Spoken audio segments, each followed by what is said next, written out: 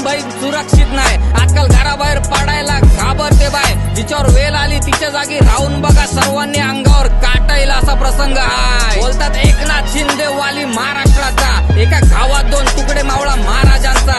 आता वेळ आली साहेब परत इतिहास रचायची. जगाला समजू दे मुख्यमंत्री काय करतो महाराष्ट्राचा. साहेब या नराधमांचा कार्यक्रम एकदाचा करून टाका. आपली बाय गेले.